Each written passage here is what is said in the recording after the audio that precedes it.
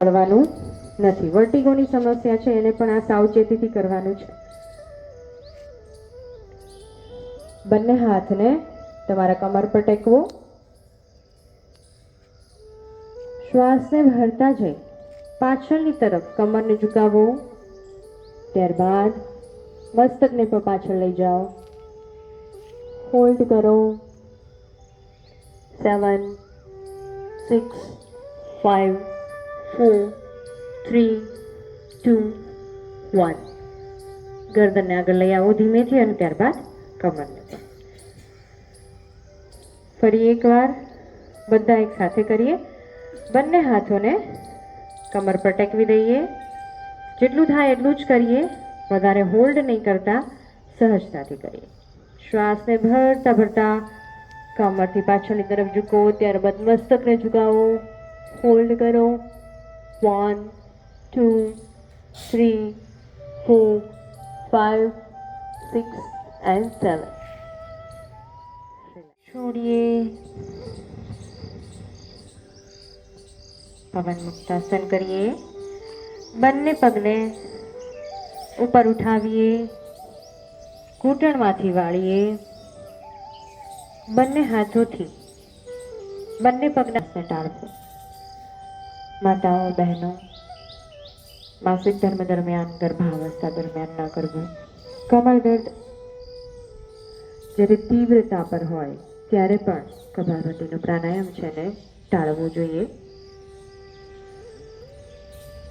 પેટને અંદર ધક્કો મારી શ્વાસને બહાર છોડવા ઉપર ધ્યાન કેન્દ્રિત કરવાનું છે.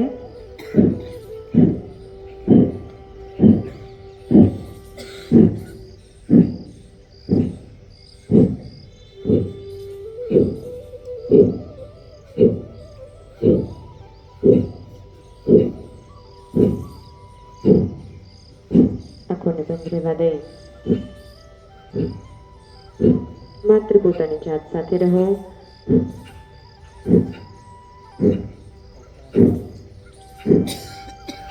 પ્રત્યેક પ્રશ્વાસ સાથે પોતાની અંદર રહેલા કામને બહાર, ક્રોધને બહાર છોડીએ. મોહને બહાર, લોભને બહાર, રાગને બહાર, દ્વેષને બહાર, ઈર્ષાને બહાર, અહંકારને બહાર, દુઃખને બહાર, દર્દને બહાર, પીડાને બહાર, ફરિયાદોને બહાર, ફરિયાદો બહાર, ફરિયાદો બહાર, ફરિયાદો બહાર, ફરિયાદો બહાર, ફરિયાદો બહાર. જે કંઈ પણ બેચેની છે બધી જ બહાર.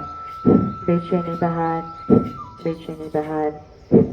આલસ બહાર, આલસ બહાર, આલસ બહાર, આલસ બહાર.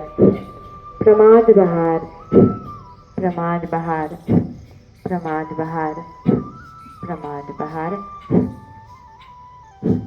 કોઈ પણ ક્રિયા કેટલી વાર કરો છો, કે કેટલી ઝડપથી કરો છો, કે કેટલા ફોર્સથી કરો છો એ મહત્વનું નથી, પણ કોઈ પણ ક્રિયા કેટલા જોડાણથી, કેટલા મનથી, કેટલા એક ચીતે અને કેટલી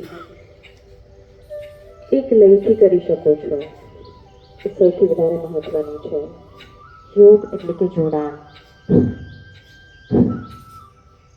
સૌથી મહત્વનું.